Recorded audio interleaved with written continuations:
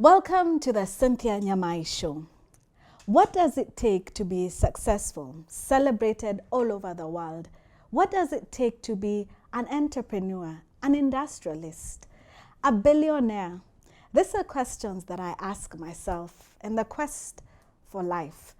And I have enjoyed sitting with people who are successful and learning from them, those who have gone ahead of me. And today, I will share with you my mentor. He is celebrated all over the world and has an interesting perspective on working hard, integrity, and what real power and success really means. That is coming up shortly. Thank you, Vimal Shah, for joining us today. This is going to be a different interview. I know over the years we talk about business and numbers, but today I want to find out the other side of you. So it's going to be quite interesting. Let's start with where did you grow up in Kenya? Well, I was born in Nyeri, and that was my birthplace. And then I went to Nyeri Primary School for a few years. Yes. And then, of course, we had this whole thing about moving off from smaller towns to bigger towns. We came to Nairobi. Yeah. I educated myself in Nairobi, in Harish Primary School, and then Jamhuri High School. And then did my university at USIU. Yes. So do you speak a little bit of Kikuyu? I used to. I've slowly forgotten it. I speak Kenyan now. Yeah, you're practicing less of it, so you probably have. But I understand it, so I have a lot of friends who speak in Kikuyu. Yes. And I understand it, so. Yes. And then now you went to Nairobi. Moved to Nairobi, went to USIU. When I was about 6-7 years old, that's when we moved to Nairobi. Yeah. And then after USIU, is that when you immediately started your business, or did you intern? Did you first intern somewhere? No, while at USIU, I went to American Life Insurance. Yes. And in the second, third year, I started selling life insurance. Yeah. Got into an agency and did all that stuff. And pretty soon realized that, you know what, you do prospecting and you go into meet 100 clients. Yeah. Out of that, 3 to 5% are positive, and the rest are like, let's postpone the discussion. I don't want to talk about life insurance right now. Yes. And I really found out it's not for me. Yeah. So during that time itself, my father was running a clothing factory, and that's where I took my interest. Yes. I said, how do we take this further? What do we need to do with it? Yeah. And looked at the whole backward linkage. And the journey started then in university. Yes. And what age were you when you had that discussion with your dad about expansion and? This was when I was 18 and 19. Yes. And was he wondering, you're only 19, I've been doing this for a few more years, so you probably don't have the experience and the capacity to give me advice on how to expand? No, he didn't. Yeah. On the contrary, he actually said, yeah, go ahead and do something. Yeah. And obviously started doing it, and he says, yeah, fine. Because when we were young in his clothing factory, we used to go there and come back and know the business. So we're entrenched into it in terms of, I think 5-6 years, just go and see and find out what's happening. Yes. And that gets you your entrepreneurial spirit. Yeah. And he said, yeah, try it. So he was very supportive. Yeah. I think one of the things I've been observing Indian families and how they run their businesses, one of the advantages that I've seen is that their children during the holidays accompany them to the business, and they get to understand what the business is all about. But did you, as you were growing up, did you feel like, yes, I want to become an entrepreneur and probably the same thing that my dad is doing? I think it sort of evolved around some time, because initially it was more of, let's see what we can do. And you're getting this education, you're getting a degree, so you're going to look at it. Yeah. I tried insurance, right? And then said, hang on, this is not for me. Yeah. So it was like a sort of a go, no-go situation onto what to do. Yes. And then, of course, being employed by somebody was not an option. And it was something that I want to do on my own. Yeah. Seeing him doing what he was doing, that inspired me. So look, do something on your own and see what you can do. Yeah. But the avenues were open. So it wasn't that you go into only one or two. He says, fine, do what you want to do. Yeah. So very liberal, but very supportive. Yeah, I'm just thinking not many people at age 19 would be thinking about opening up an industry or a factory, and not even 19, even people in their 40s, 50s, that is still new in Kenya, manufacturing. What made you have such bold ideas at that age? So it was crazy, right? Let me tell you, it was pretty crazy because at 19 and 20, during my university time here, since I was here, we also looked at the whole value chain of what my father was doing, garments, textiles, going backward into spinning, weaving, spinning, and then cotton farming. And I did a whole study while at university and looked at the whole value chain. In fact, in 1980, I remember we took some cotton seeds and stuff like that to say, fine, plant this. And went to farmers, held farmers' barazas, right? Talking to them about agriculture. Because my father at one stage was a coffee farmer. And he always said, agribusiness is what I wish to do and become big in that. And his ambition was always there. So it was like his legacy, his story coming through and say, fine, let's go make it happen. It was exciting because, you know, the full value chain going there. And looking at his business and see, where do we take this business next stage? Because now I've got a degree, right? So with that, you start saying, what should we do with it? And looking at it from backward integration, did a whole study on this, created a whole document. Got an accountant who actually verified all the figures, did the projections, and then very nicely went from bank to bank to say, here's a project. You go from bank to bank and they say, yeah, okay, young lad, looks good. Studied it, and then they asked me a question. What's your experience? I said, no experience. Have you ever done this before?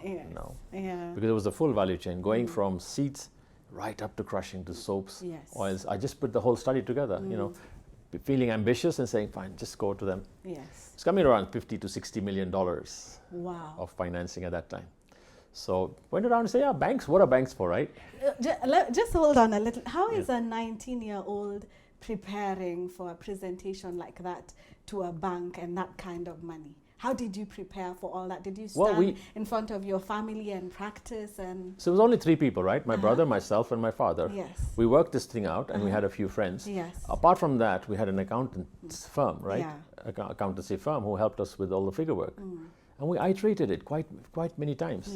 Put down details, put up P&Ls, balance sheets, cash flows, a whole lot. And then go to the banks. Because we say, hey, you know, what's the job of a bank? They're into lend money. So go from bank to bank. And I remember all the banks. You know, I remember Barclays also went to this guy and he says, yo, young lad, this looks good. Same questions. Ever done this before, this and that? And how much capital do you have? I said, none. Don't have capital. But that's why you're going to be there. You give us the capital. And it was so obvious that they're not going to fund us. First and foremost, there's a risk of execution. There's risk of you've never done it before. And one question that the Barclays guy asked me very strongly is, what do you think of Unilever? They might kill you. And heard that. Which was a possibility. Because I was East African Industries at that time. And Kimbo and all these brand names were solid here. And they had a legacy, right? We were just starters. But the can-do attitude was there to say, fine, we want to do something. And so after talking to all these banks and everyone was saying no, how many times did they say no to you? How many times? For 3 years, 3.5 years, 3.5 years. Go around, they want to see everything, they check it all out and then take from manager to manager and say, yeah, looks interesting, but, and the buts are, never done it before, don't have the capital and execution risk. Most people after 6 months would have given up. So 6 months, 1 year, 2 years, 3 years, what kept you going? So during this period, right, my father had a clothing factory which we closed down, but he had some shops, Jollibird, and a few shops that we were running. We were managing them, right? And then we said, okay, let's see if we can manage those and make them happen. That was running, but that was a retail store, right? But that wasn't as exciting as what we did. So we started something called Ken Cafe. Ken Cafe was the first instant coffee that we brought in under our own brand name. And all we did is went to one of the guys here, True Foods, and they packed it for us and we started marketing it. And did a bit of all that while these studies were being done. So getting into that step. But ultimately, obviously, everything comes down to, it came to IFC. Went to IFC and they said, look, here, look at this, because you're...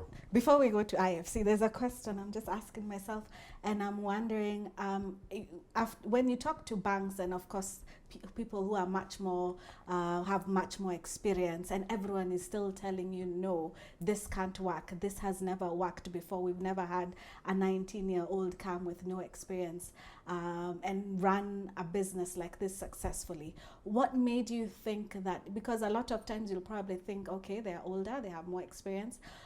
Maybe they're right. Maybe they know something I don't know. What kept you going and feeling like your idea is still a good idea? So the beauty, Cynthia, is this, that they didn't tell us it won't work. Yes. They just said that you are too young. Yes. And they obviously didn't say that, but they said no Yeah. experience, Yes. you've never done it before, so how do you go against a big giant, Yeah. right? Yeah. So that's the whole thing. Yeah. Otherly, they never said it won't work. They said good idea, Yeah. good smart Okay, thing, but so that kept execution you going. risk. Yes, yeah? yes. And we were convinced because it's so simple to do in terms of mindset. Yes. I said, fine, why not do it? And that time, you know, you're ambitious, you're from university, you got, Yeah. like our university students have, they can do anything. Yes. And that can-do attitude persisted. My dad was also supportive, Yeah. but he didn't have the capital. Yes. So myself, my brother, and my father, all three together said, let's just do it. Yeah. And the IFC guys actually told us very clearly, look, stop here. If you want to do this, you need 40% equity. Yes. We didn't have that. Yeah. So he said, if you don't have that, then start small and one step at a time. Either start from the top, go downwards, or backward integrate. And that's what we started doing. Yeah. So in 1985, we put up our first soap plant, started from the back end, and then we went into backward integration. Until today, 36 years hence, we're still doing it. Yes.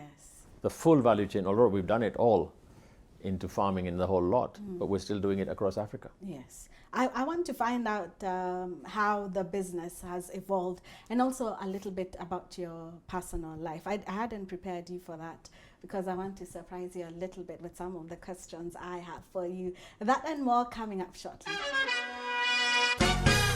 Welcome back. We were talking to business mogul entrepreneur Vimal Shah, and we found out a little bit about his background and how his business started. I like the story about you talking to different banks and IFC because a lot of times when people see the end result, you're celebrated all over the world, all over Africa, read about you even in Forbes, people think it's an easy thing, that, you know, probably starting a business is something that anyone can do. It takes just connections, and that's a word that's used a lot in Kenya. But yours is actually a story of blood, sweat, talking to all those banks. And then you talk now to IFC, who seem a little bit interested, but they say 40%. So what was the conversation after that? How did it go? So I think the advice was very right. Yes. And the advice was that start small, aim big, Yes. but keep at it and let each business support the other. Because you're not going to get this whole thing done in one shot. Yes. That's where the execution risk was much higher. So we followed that advice. We Yes. said, let's start small. Started with a small soap factory, which was, 1 ton per day, 20 tons per day, 1 ton per hour, Yes. 20 tons per day. So that gives you about 5,000 tons per annum. And started with that in Nairobi, Yes. in one of the godowns that my father had, and put it up in a nice way. The only thing is we executed differently. We executed as if we were going to go big. Yes. And therefore we went bulking, we went a different route, and that gave us the edge. Yes. So quality with the price advantage was the best point we put up. But then of course, it's not easy because you start doing new soaps, right? Yes. We made them into white and different soaps. We go to the market and everybody, hey, they've got this blue label called Yes. EAI distributor. Yes. So you go to them and say, please sell our soap. No, we're EAI distributors. Yes. We can't buy your product. We can't keep it. Yes. What do you do? So we had to get a lot of that done, It's activation. a new product, so yeah. So that's when we learned marketing and exactly, selling yeah. and getting it to the consumers' minds. So that's when the whole consumer system comes in. Yeah. At one stage, my brother and myself actually got into canters Yes. and started doing van selling ourselves. Yes. Because it's just not easy. So that startup was interesting, but I Yeah. think the learning was important. The learning was that you need to get to the consumers, you need to get in consumers' minds and make sure that happens. Otherwise, if you sit and say, I've got a product, it'll sell on its own, it doesn't. Yes. And coming back from Namanga with cash must have told you there is opportunity outside It Kenya. was sweat. It's like, hey, what's happening here? But the opportunity it showed us was amazing. Yes. That there's so much more possible. Yes. Talking about family-run business, how challenging or interesting is it running a business with your father, and you still have to maintain a father-son relationship with your brother? How have you been able to keep that relationship? So for a lot of people, it's never easy. Yes. It's difficult. But for us, it was easy because my dad said, first and foremost, here in the business, you're not my son and I'm not your father. We're partners. We work together. You can bang the table, you can argue, whatever, but ultimately we'll still be united in whatever we do. So it's not like you have to succumb and say, oh, mzee amesema, you got to do it that way. No, it was open. So it became like a partnership. So three of us did all that, put together and say, fine, get it done. And his spirit was so strong that, look, go out and do it. And he told us openly, if you make a mistake, don't worry. You lose some money, don't worry. One thing you do not lose is your credibility. Yes. In family businesses, how is transition handled, where a lot of times our parents have been the leaders, but with age catching up and they can't do so much? How do you transition and let now the children take over? So this is a very big issue, and I talk to a lot of people and mentor people in family businesses where there's a passing the baton is a big problem for people. So if you see a relay, right, 4x400, you're passing the baton, you just don't throw it. You take the baton, you hold it firm, but you let the other person hold it. And when they're holding it firm, you then let go. Most people have a problem in letting go. And I still want to hold it, but you're holding it and you can't run with it. So the next player cannot run. And therefore you've got to say, okay, here, confident, you're holding it well, take it forward. That itself is an art. Now, if the patriarch of the family says, no, I can't let go, even if I'm 80, 90, my dad's 90 now, and they don't let go, then you've got problems. And that's where the whole problem in family-owned businesses, family-owned, family-run businesses. There was a time I remember a few years ago, you were trending on social media and there were scandalous stories. How do you handle, and I remember we spoke then and you were so calm, but how do you handle scandals, and what did you learn from that experience? I think lots of learning, lots of learning, and I can say this openly without any fear. There was a smear campaign running against me, and because of one of our partners didn't want us to sort of go ahead, and they wanted us to sell off, and they ran a smear campaign here in Kenya, right? Big real estate project and all that stuff. I don't want to name names, but ultimately it went into smear campaign. And we were like angry and frustrated and said, what do we do about this? And my lawyer said one thing. He says, hang on. Does that affect you? I said, yes, it does. How does it affect you? Right? Is the truth the truth? If what he asked me is, look, are you a man? I said, yes, I am. He said, what if 10 people go online and say you're not a man, you're a woman, right? And I said, yeah, laugh it off. He said, what if I get 100 people or 1,000 people doing the same and saying you're a woman? I said, I'll check, but hang on. I'm sure that I'm okay, so I won't really make it. It doesn't affect me. And he says, be that way, because these things happen, and that doesn't change the truth. So that was a serious learning to say, hang on, you need to become a bit thick-skinned about all the negative news, as long as your conscience is clear. And he said clearly, if your conscience is clear, stay put, you don't have a problem. Until today, we don't have that issue because it's all on the media, right? People put it on the media, and then it dies off because people know who you really are. And what he said to us was, continue doing what you're doing. If you know you're doing the right thing, do not stop. And that really helped. But were you surprised that business can have that kind of drama and someone can go out of their way to take you down? I can tell you one thing, serious learning. And that learning helped me so much that I've had probably 10 more people who've gone in the same boat, right? Some guy, a very big magnate in UK, had the same problem, and he consulted me. He says, how did you handle this? Because this is mafioso. This is the Russian style of doing things and saying, fine, take people out. And you don't succumb to that. So a lot of learning in that. And I think the most important thing is, if you know that you're a soul, you're on planet Earth, and this is all material, it won't affect you, your conscience must be clear. When your conscience is clear, you don't have to go and justify to people that, oh, it's not that, it's really this. And he said, don't react, because they want you to react. They want to create a story. And the other thing about trending is, you trend for a few hours, And then they want a next story. Yes. They want a next Someone story. else is trending. So this is all that's happening. And many people here in Kenya have had the same problem. Yes. And we have some bloggers here who make it a business Yes. that they actually make sure Yes. they pick on you. Yeah, yeah. And of course, there's an extortion racket going on too. Yes, yeah, yeah. But that's a business for them. Yeah. So that's how you got to learn how to tackle this. So I just think that the learning is important. Yeah. And I can share it with anybody who wants to Yes. learn from it. Yeah. We've seen various stories about your wealth, how much you're worth. How much exactly are you worth? I'm a soul on planet Earth. I'm worth as much as somebody can tell me I am.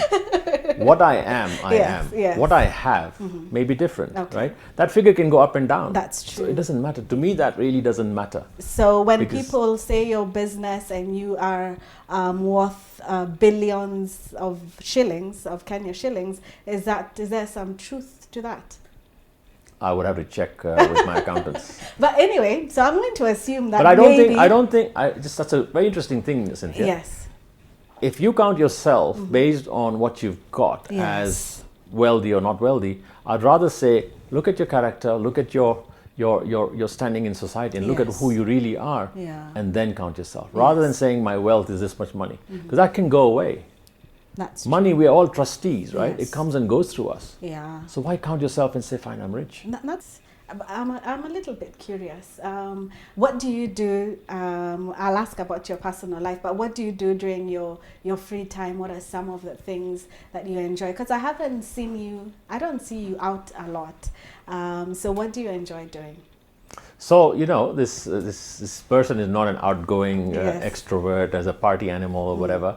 I'm a teetotaler. I don't. I'm Yeah. a vegetarian. Yes. I don't smoke, and party is not my in thing, right? Yes. So, yeah, I could be reserved. And I love my me time, Yes. which I get rare moments for, and I love to talk to people, to mentor people, to Yeah. read, right? I love singing, but not in public. Yeah. But overall, I think it's just that I value my me time. I think it's just. I'm tempted to ask you to sing one line. Well, I can sing one line straight away, right? The song that comes right now is Yes. Que sera, sera, right?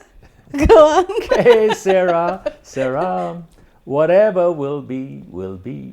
The future's not ours to see. Que sera, sera, what will be, will be. Will be.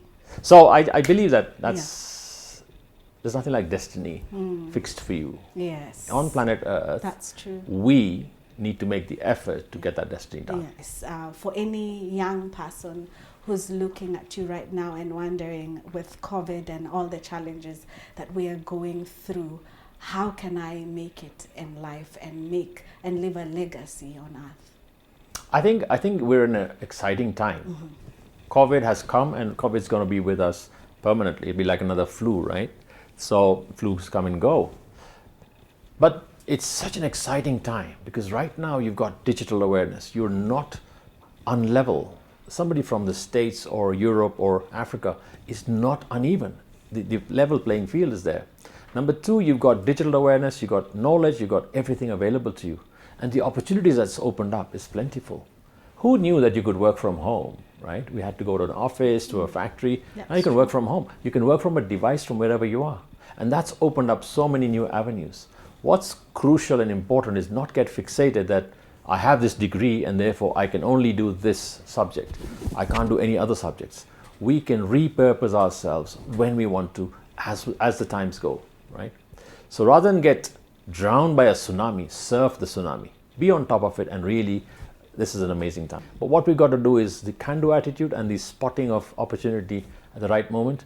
And really, internet and the way it's going, electric cars, solar, renewables, climate change, Yes. there's going to be new industries altogether. And we've got to get onto that bandwagon to say, fine, let's start afresh. Yeah. There's nothing stopping you, Cynthia, sitting in Nairobi, being as good as somebody in Silicon Valley. That's true.